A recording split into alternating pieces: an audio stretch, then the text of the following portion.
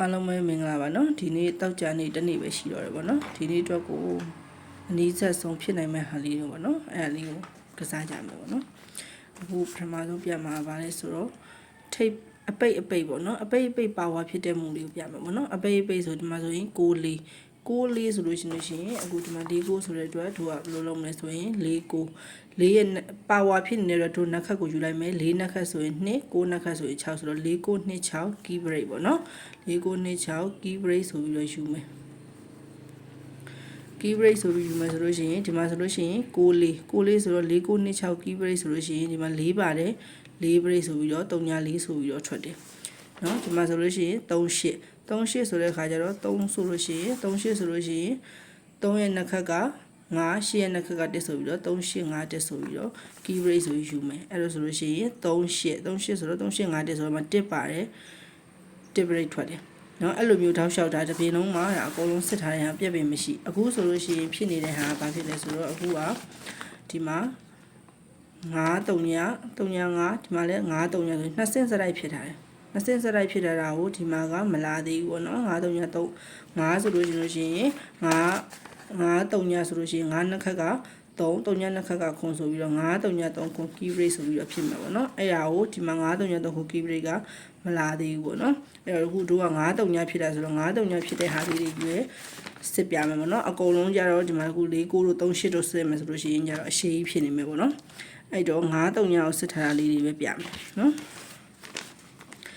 9 3ကိုစစ်ထားတာလေးပဲပြမယ်ဆိုတော့ဒီကနေစမယ်ပေါ့နော်ဒီကနေစမယ်ဒီမှာ9 3အပိတ်ပါဝါဖြစ်လို့ရှိရင်9 3 3ခွန်ပါတယ်9 3 3ခွန်ပြိဆိုတော့3နှစ်ဆိုပြီးတော့ထွက်တယ်နော်3နှစ်ဆိုပြီးထွက်တယ်ပြီးသွားလို့ရှိရင်ဒီမှာကျတော့ဒီမှာ9 3ဆိုရင်9 3 3ခွန်ပါတယ်9 3 3ခွန်3 3ဆိုပြီးထွက်တယ်3ပါတယ်3ပြိထွက်သွားတယ်ဒီမှာ9 3ဖြစ်တယ်9 3ဖြစ်တော့ဒီဘက်ကနေပြီးဆိုရင်ဒီမှာ9ဆိုပြီးတော့9ပါတယ်3ပြိထွက်တယ်ဒီမှာ3ညာ5တူအခုဖြစ်သလိုပဲဒီမှာ3ညာ5ဖြစ်တယ်5 3ညာဒီလိုမျိုးပါသွားပြီသူကတော့3ညာ5ဖြစ်တော့ဒီမှာ5 3ညာ3ခုပါတယ်5 3ညာ3ခုပြိဆိုပြီးတော့50ဆိုပြီးထွက်တယ်ဒီမှာက50ထပ်ဖြစ်တယ်5 3ညာထပ်ဖြစ်တဲ့ခါကျတော့ဒီမှာ5ပါတယ်ခွန်ပြိ5ပါတယ်3ညာ sorry ခွန်ပါတယ်3ညာပြိဆိုပြီးတော့နှစ်ခုလုံးထွက်တယ်ပေါ့နော်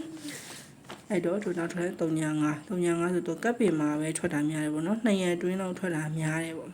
3ညာ5ဆိုလို့ရှိရင်9 3ညာ3ခွန်ပါတယ်ဒီမှာ3 4ဆိုပြီးတော့ကပ်ပင်မှာပဲထွက်တယ်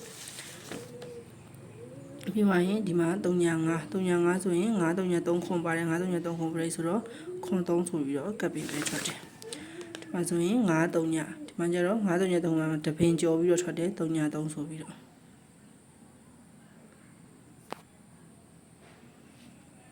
3ညာ3ဆိုပြီးတော့တပင်ကျော်ပြီးတော့ထွက်တယ်အဲ့တော့တို့ထပ်ပြီးတော့စမယ်ဆိုရင်နာမရမရှိတော့ဘူးเนาะရှိတော့ဒီမှာเนาะပါဝါတခြားပါဝါတွေလည်းသူကတောက်လျှောက်ထွက်တယ်ပေါ့เนาะအခုကတော့9 3ညာဖြစ်တော့9 3ညာလေးကိုပဲမြန်အောင်လို့ပြလိုက်တယ်ဒီမှာဆိုရင်လည်း3ညာ5ဆိုတဲ့အတွက်9 3ညာ3ခွန်ပါတယ်9 3ညာ3ခွန်ပြိဒီမှာ50ဆိုပြီးထွက်တယ်เนาะ50ဆိုပြီးထွက်တယ်နောက်ထပ်ဒီမှာဆိုလို့ရှိရင်ဘာမှရှိသေးတယ်ဆိုဒီမှာ3ညာ5ဆိုတော့9 3ဒီမှာတော့ဒီတပင်မှာတော့တော်တော်ကြီးကိုနောက်ကျသွားတယ်9 3ဆိုပြီးတော့တပင်ရဲ့2ရက်3ရက်4ရက်5ရက်မြောက်တဲ့နေ့မှာထွက်သွားတယ်ပေါ့နော်ဒီတပင်ပဲတစ်ခုပဲနောက်ကျတယ်ပေါ့နော်ကျန်တာတွေအကုန်လုံးကတော့ဒါအခုနောက်ကျထားတဲ့အတွက်ဒီပင်မှာလည်းပြန်ပေးမယ်လို့ယူဆရတယ်ပေါ့နော်ဆိုတော့ဒီမှာ3ညာ5ဒီမှာလည်း9 3ရက်ဖြစ်တော့ဒီနေ့ရက်ကိုတစ်ရက်ကို9 3ရက်3ခွန်ပါတယ်9 3ရက်3ခွန်ကြီးပြိပဲကစားမယ်ပေါ့နော်အဲ့ဒီတစ်ခုကစားမယ်နော်ဆိုအဲ့ဒါကိုပြီးသွားရင်စာနဲ့ရေးတင်မိမယ်နော်9 3ရက်3ခွန်ပါတယ်9 3ရက်3ခွန် key break ကိုဒီနေ့ကစားမယ်နောက်ပြီးတော့ပတ်စံရမယ်မူလေးတစ်ခုရှိတယ်ဒါကတော့ဆရာလေးပင်ကြီးရဲ့မူပေါ့နော်ဆရာလေးပင်ကြီးရဲ့မူကအမြဲတမ်းပြက်ပင်မရှိဘူးပေါ့နော်သူကပြက်ပင်မရှိဘူးဒါပေမဲ့အဲ့ဒါလေးကသူနောက်တစ်ပတ်မှကစားကြမယ်ဒီနေ့တော့မထွက်ဘူးလို့တော့ကြိုထွက်ရင်တော့လဲကံပေါ့နော်မထွက်ခဲ့ရင်တော့နောက်တစ်ပတ်မှတို့ကစားမယ်သူကဘာလဲဆိုတော့ဒီမှာ9 break တူ break เนาะထားအောင်ကြမယ်9 break ထားအောင်ကြလို့ရှိရင်9ရဲ့ပါဝါ3ညာ9ရဲ့နှစ်ခက်တီ3ဆိုပြီးတော့9 3ညာ3ပါတယ်9 3ညာ3 break ပေါ့เนาะ9 3ညာ3ပါတယ်9 3ညာ3 break အဲ့လိုမျိုးပေါ့နော်ဒီလိုမျိုးလာမယ်အခု9 break ထားအောင်ကြတော့9 3ညာ3ပါတယ်9 3ညာ3 break 1ရက်2ရက်3ရက်4ရက်မြောက်မှာ9 5ဆိုပြီးထွက်တယ် ဒီမှာဆိုရင်4 break ထားအောင်ကြတယ်4 break ဆိုတော့4ပါဝါ9 4နှစ်ခါနေဆို4ခုနှစ်ပါတယ်4ခုနှစ် break ဆိုပြီးတော့48တန်းပြီးကြတယ်သူဒီတစ်ပြင်းလုံးဘယ်ပြင်းစစ်လိုက်အမြဲတမ်းအကုန်မှန်တယ်ပေါ့နော်ဒီမှာဆိုရင်1 break ထားအောင်ကြတယ်1 break ဆိုတဲ့အတွက်168ပါတယ်168 break အဲ့တော့1ရက်2ရက်3ရက်4ရက်5ရက်6ရက်နေ့မှာသူက306ဆိုပြီးထွက်တယ်နော်အပိုင်းဒီမှာ3 ခွန် break ထားကြတော့9 3ညပါတယ်9 3ည break ဆိုပြီးတော့20ကဲ့ရက်မှာထွက်တယ်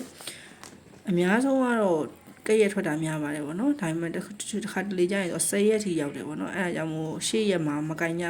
ဗောနော်နည်းနည်းလှုပ်ပေးလိုက်တာဗောအမြဲတမ်းမှန်တယ်ဆိုပေမဲ့အရှိကိုနည်းနည်းလှုပ်ပေးလိုက်တဲ့သဘောဗောနော်အဲ့တော့ဒီတစ်ပတ်မှာဆိုရင်2ရက်ကိုလှုပ်ပေးလိုက်မယ်နောက်တစ်ပတ်ကျမှလို့စောကြမယ်ဗောနော်3ည break ထောက်ကြတယ်3ညဆိုတော့3ညပါဝါ9 3ညနဲ့ခု3ည5ခုပါ3ည5ခု break 1ရက်2ရက်3ရက်4ရက်5ရက်ဒီမှာထွက်တယ်နော်ဒီမှာဆိုလို့ရှိရင်5 break ထောက်ထပြန်ကြတယ်5 3ည3ပါတယ်5 3ည3 break ဆိုတော့ဒီဟာကတော့တစ်ခုတည်းနဲ့ပြီးသွားတယ်ဗောနော်ပြီးသွားရင်ဒီမှာ1 break ထောက်ကြတယ်168ပါတယ်168 break 1ရက်2ရက်3ရက်4ရက်5ရက်6ရက်နေ့မှာ1ခွန်ဆိုပြီးထွက်တယ်အဲ့တော့သူကဒီတစ်ပတ်မှာအခုက2 break ကိုထပ်အောင်ကြာထားတယ်ပေါ့နော်ဒီဘက်မှာခွန်9ရဲ့20ရဲ့ဆိုပြီးတော့2 break ထပ်အောင်ကြာထားတဲ့အတွက်2ခွန်လေးပါတယ်2ခွန်လေး break ရှိတယ်ပေါ့နော်2ခွန်လေးပါတယ်2ခွန်လေး break ရှိတယ်အဲ့ဒီဟာကိုတို့နောက်တစ်ပတ်ကြာမှာကစားကြမယ်ဒီတစ်ပတ်ကိုတော့9 3ည3ခွန်ပါတယ်9 3ည3ခွန် break ပဲကစားမယ်နော်9 3ည3ခွန်ပါတယ်9 3ည5နဲ့ဆိုရင်50နော်9နဲ့5 break ဆို50 9နဲ့3ည break ဆိုရင်9နဲ့3 break ဆိုရင်58 9နဲ့9 break ဆိုရင်52 3ညနဲ့5 break က3ည5ဆိုမရတော့ဘူး3ညနဲ့3ည break က3ည3ည3ညနဲ့3 break က3ည3 3ညနဲ့9 break က3ည9ပြီးသွားရင်3နဲ့5 break ဆိုရင်32 3နဲ့3ည break ဆိုရင်39 3နဲ့3 break က3ည3ပါတော့မရှိတော့ဘူး3နဲ့9 break ဆိုလို့ရှိရင်3 4နော်ခွန်နဲ့ဆိုလို့ရှိရင်ခွန်နဲ့5 break ဆိုရင်ခွန်8ခွန်နဲ့3ည break ကခွန်3မလို့မရတော့ဘူးခွန်နဲ့3 break ဆိုရင်ခွန်6ခွန်နဲ့9 break က90ဆိုတော့သူမရတော့ဘူးပေါ့နော်အဲ့တော့ဒီကဏ္ဍလေးရမယ်ပေါ့နော်ဒီကဏ္ဍကိုဒီဝိုင်းနဲ့စာနဲ့ရေးတင်မိမယ်ပေါ့နော်ဒီနေ့အဲ့ဒါလေးပဲထိုးမယ်တကယ်လို့အခုဒီမှာ2ရက်အတွင်းမှာထွက်ခဲ့တယ်ဆိုလို့ရှိရင်တို့ဒီဘက်ဟိုနေပြမထွက်ခဲ့ဘူးဆိုလဲ तू ကပြက်ပင်မရှိဘူးပေါ့နော် तू ကစောလုံးကတော့ကလင်လာလဲပြီးသွားလို့ရှိရင်တဝရင်ပြီးတော့တင်မိမယ်စစ်ထားတဲ့ဟာပေါ့နော်ဘယ်ဟာပဲထောက်လိုက်ဒီမှာဆိုလို့ရှိရင်ခွန်နှစ်နော်ခွန်နှစ်ဆိုတော့ခွန်နှစ်ခွန်4 3ရက်ပိုင်းနှစ်ခွန်1ရက်2ရက်3ရက်အတွင်းမှာ80နှစ်ဆိုပြီးထွက်တယ်ဘယ်ပါဝါပဲစစ်နောက်ဘိတ်ပါဝါဖြစ်တာနဲ့အဲ့လိုမျိုးထွက်တယ်ပေါ့နော်ဒီမှာ38ဆိုရင်38တင်5ပိုင်း38 1ရက်2ရက်3ရက်အတွင်းမှာထွက်တယ်ဟုတ်နော်3ရက်အတွင်းမှာထွက်တယ်အကုန်လုံးတော့တော်တော်များများတော့ကပ်ပင်ကြီးထွက်တာများတယ်ပေါ့နော်4ကိုဆိုလို့ရှိရင်4ကို26ပါတယ်4ကို26ပရိဆိုလို့ရှိရင်ဒီမှာ40ခွန်ကိုနှစ်ခါတော့ထွက်တယ်ပေါ့နော်အဲ့တော့တို့ကဒီနေ့တော့အဲ့ဒါလေးကိုကန်မဲပေါ့နော်ကန်ဆန်းတဲ့ညီမအဲ့ဒါလေးပဲကစားကြမယ်9 3ည3ခွန်ပါတယ်9 3ည3ခွန်ပရိပဲကစားမယ်နောက်တစ်ပတ်ကျရင်ဒီနှစ်ခွန်လေးပါတယ်နှစ်ခွန်လေးပရိက